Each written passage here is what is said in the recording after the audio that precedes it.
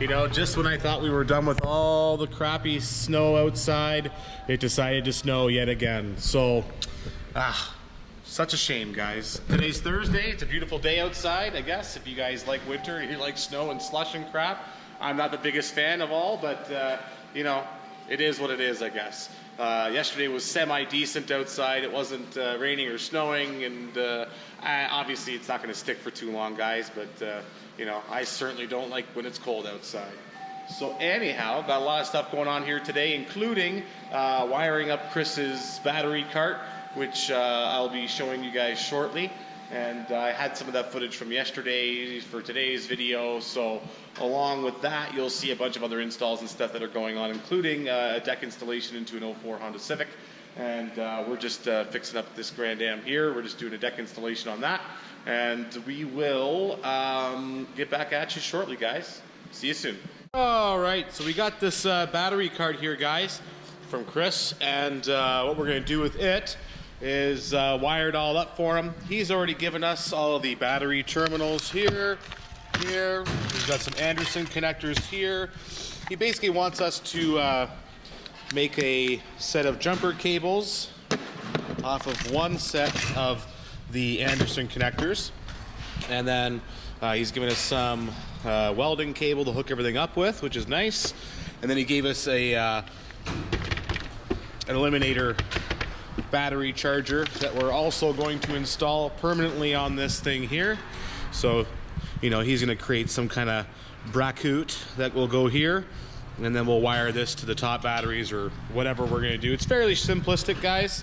We're just going to wire the Anderson connectors to this switch here so he can, you know, cart the thing around or whatever, and then, you know, off, and then, you know, as soon as he's got it connected, boom, you know, he's got power. You know what I mean? You guys get the idea. Anyhow, we'll get back at you. Installing these battery terminals, so we're just gonna get them on there real nice with the little rubber mallet here. Just get them on there really good.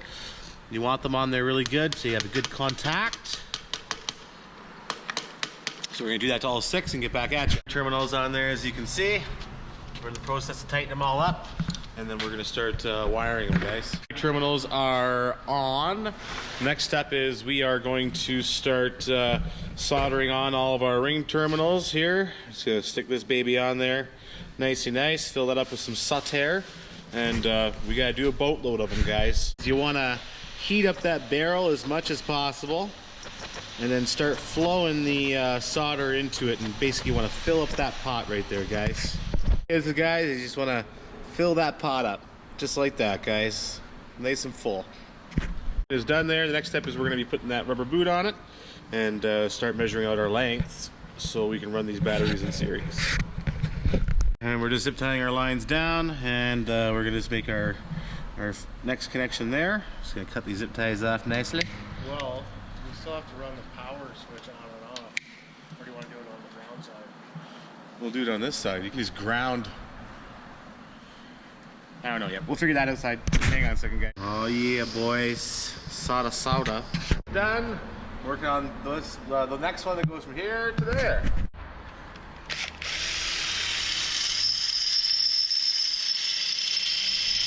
The Anderson connector directly to this, so it's nice and strong, and he's not going to have to screw around. So that'll be good. Switch is going on here. He's already got his connectors made up for that. So the switch is going to go there. Everything, of course, is soldered, and I've got my power cables side done, so you got power, and it runs along there, to there, and then to there. So now we got to work on the ground side. Super fun.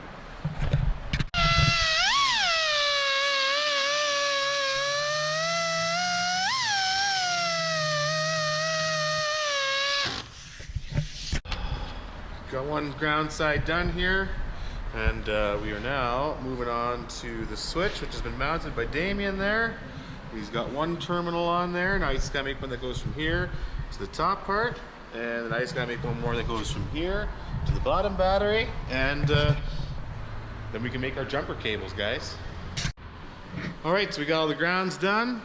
And as you can see, all nice and zip tied along the sides there. Same with the power. And Damien's got this ran up to the switch for positive into the Anderson connector, and it looks like he has just finished up the other side. So we're gonna get that hooked up and then we'll show you that. So that's in there now. And we're just hooking up our last and final connection here on the actual cart itself.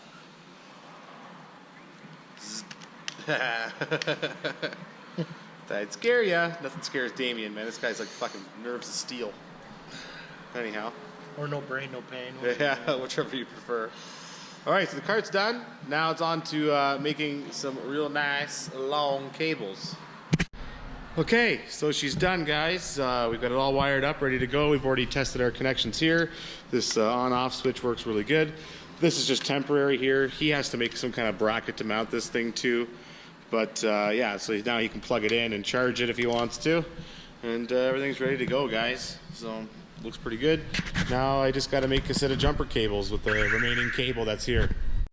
All right, so it looks like his jumper cables that we're making here off this Anderson connector are going to be about 12 feet long. So I guess he can bring this thing, you know, pretty much wheel it wherever the heck he wants to wheel it. And then, you know, he doesn't need to be, you know, 2 feet away from it in order to jump something. He'll have, you know, plenty of length to go with it. So we're just making those connections now, which look like that. I gotta clean it up. Yeah, it doesn't look very nice right now, but we're gonna solder the shit of it on there, and then we'll get back at you. All right, so we got cable number 1 done. This is our ground, and we soldered all that on there, and then just wrapped it 1 time or so in some of that heavy-duty tesselled tape just to stop it from moving around.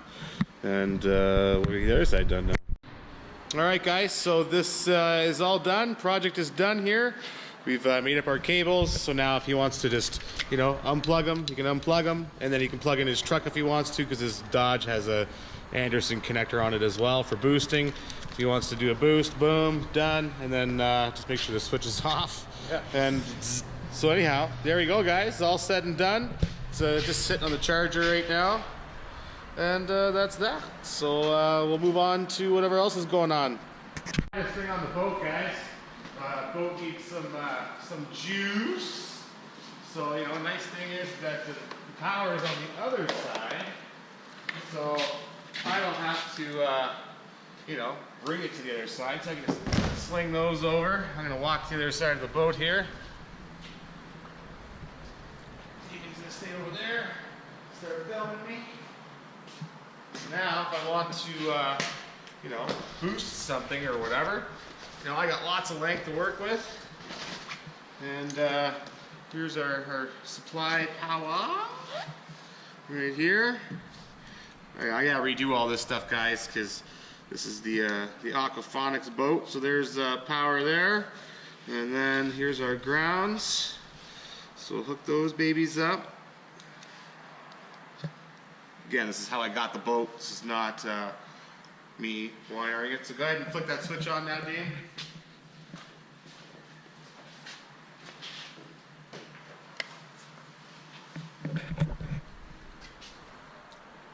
We got power. Those batteries are pretty much pooched. Oh. Anyways, you guys get the idea. So that's that, guys. All right, guys, we got this, I believe it's a 2004 Honda Civic, and we're gonna be replacing the factory head unit on this thing with something aftermarket. And hopefully Damien can get me in this thing here. Boom. Oh, the classical music, buddy, the classical music. Is that speaker working down there? Yes. That speaker is working, that speaker over there is working. It's not? That one's not. No. That one's not working. Okay, so. The back door. Okay. Well, let's talk to the customer and see if maybe he wants to replace the set of front speakers on this thing too. All right, guys, so the customer's decided not to install a set of speakers in this thing, and you know, it's just kind of his beater vehicle, and he's not looking to invest a whole bunch of money into it. It's just this speaker down here that's not working. So Damien and Gerard are working on removing the factory head unit, and we'll get back to you as soon as possible. We also have a visitor here. We got a guy from Kicker Jensen. He's over there on the telephone right now, but when he's off the telephone, we'll chit chat with him. We're putting together an order for JL Audio, And when he's off the phone, we'll chit chat about that a little bit. Maybe he's got some cool information for you guys. So it looks like they've got the head unit mostly out here. Bit of the center console parts, a bit of the middle parts there, and there's some couple 8 mil bolts that go way up under here. Just totally cog over my day. Yeah. Just totally cogging over. So there we go. Head unit's out, and we'll start replacing this bad boy. Customer here from the YouTube came in, wanted to check out our shop, and wants to buy a set of speaker baffles because he's been watching the videos and sees how awesome they are. It's raining out here though, it kind of sucks. Hey puppy.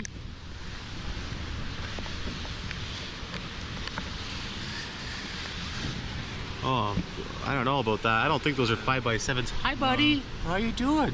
Are you cute? Yeah, you are. Yeah, I would suspect that these are a set of 6.5s. I would suspect. Yeah. I wouldn't worry about speaker baffles back here anyways. Just because it's got these, they're kind of already in an enclosure back here. Wouldn't waste your money on doing that. I just know The fronts though, I would. Yeah. Yeah, the fronts. There's no speakers back here, right? No. Garbage. Yeah. Yeah. Oh. Stay there, buddy. Watch out. Watch your nozzle. Watch your nozzle. All right, so yeah, he doesn't need speaker baffles in the back, but out front for sure, that'll be a benefit to him for sure. So we're gonna get him on some 6.5-inch baffles up front. Did you need speakers too? What's that? I may now. May now. All right, so let's show him what we got. Another happy customer on his way. We just ended up doing a set of speaker baffles in that thing. We're not going to do speakers because I can't determine what size those things are. Metro says 5x7.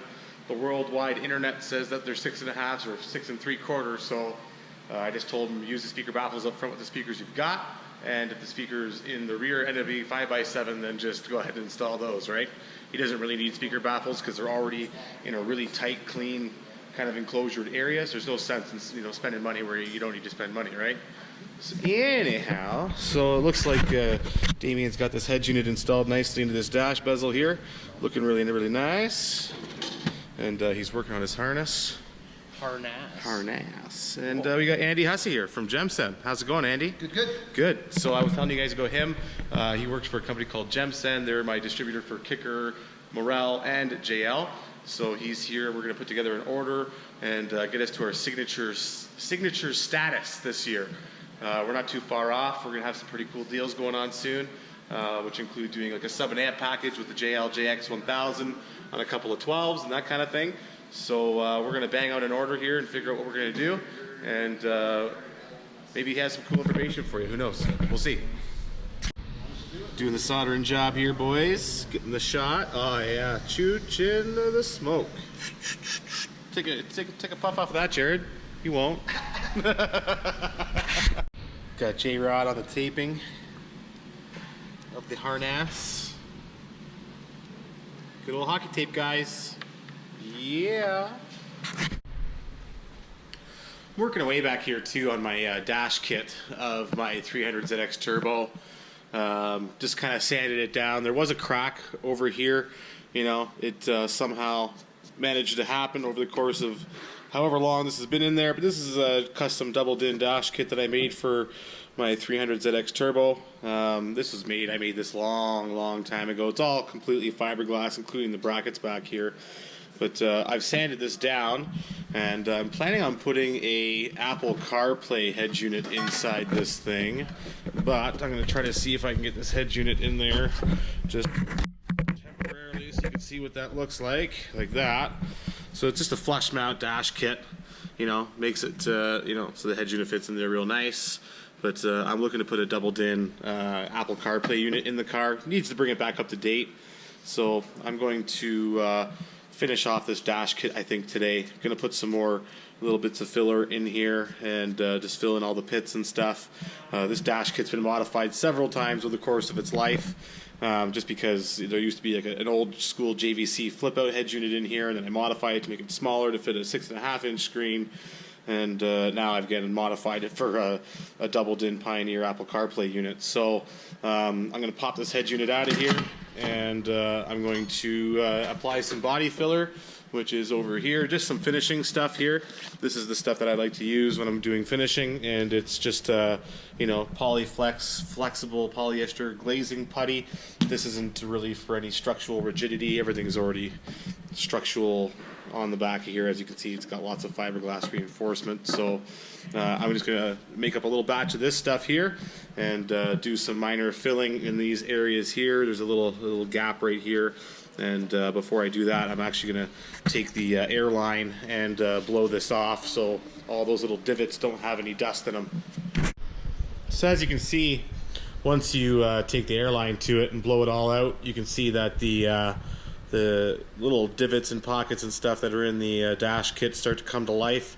You want to blow all that stuff out of there so when you're sanding on it later, they don't reappear, right? That's the idea there, guys. So I'm going to mix up a little bit of this stuff here. Again, I'm not going to need much, like literally not much at all. So we're just going to do probably about that much.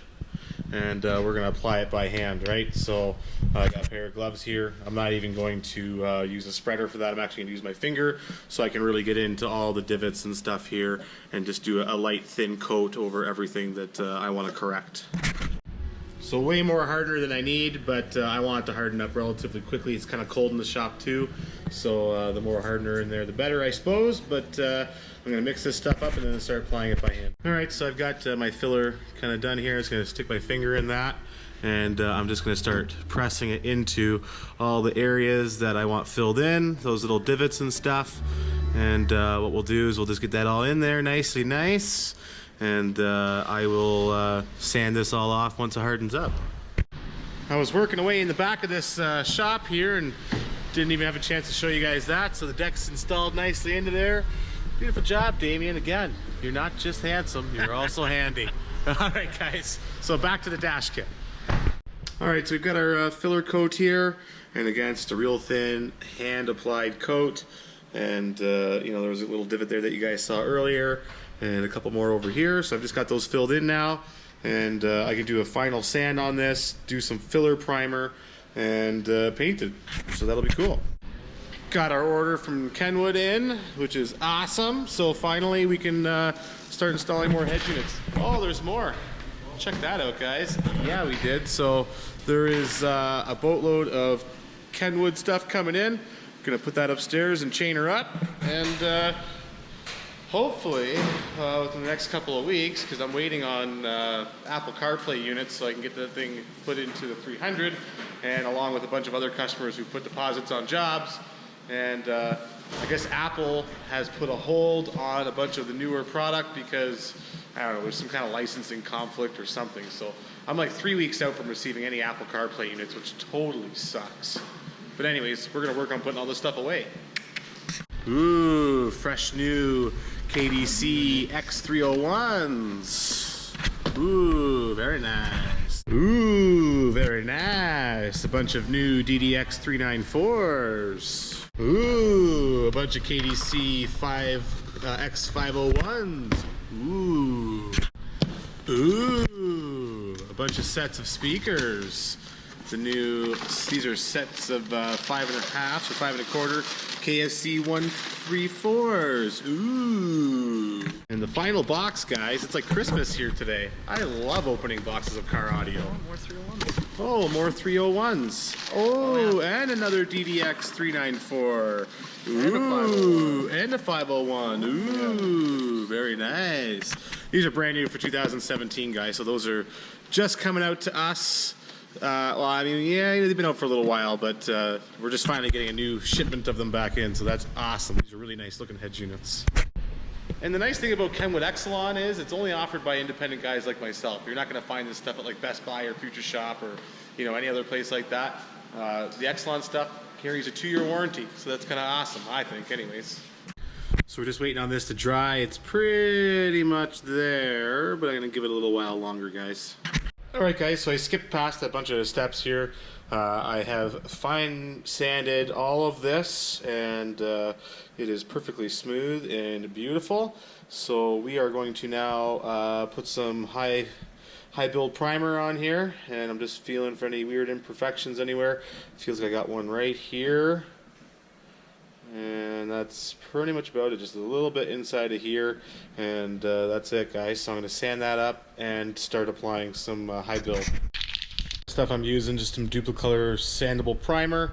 It's a high build type primer, and fills light finishing scratches, dries quickly. So I'm just going to apply a coat of this over the entire surface of this and go from there. Our first coat of high build.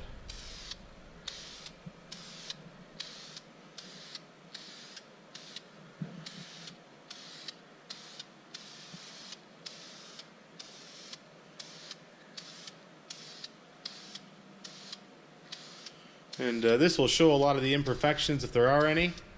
And you know, there's some fine scratches there, as you can see. So if we apply some of this in there to fill those babies in, as you can see, it fills in light scratches. There's still some there, so a little bit more. And I'm just going to do the rest of this off camera. Primer on there, and things are looking pretty good. A couple of small little imperfections along the top there, and that's pretty well about it. There's another one right in there, if you guys can see that there. So I'm gonna call this video a day, guys. Thank you for watching. If you guys haven't subscribed, I'd appreciate if you guys subscribe. That'd be great. Make sure you hit that subscribe button right down here. You hit that little bell right below it. That way you get notifications when I make new videos, guys. So I hope you guys enjoyed today's video, and we'll catch you guys tomorrow. Have a great day.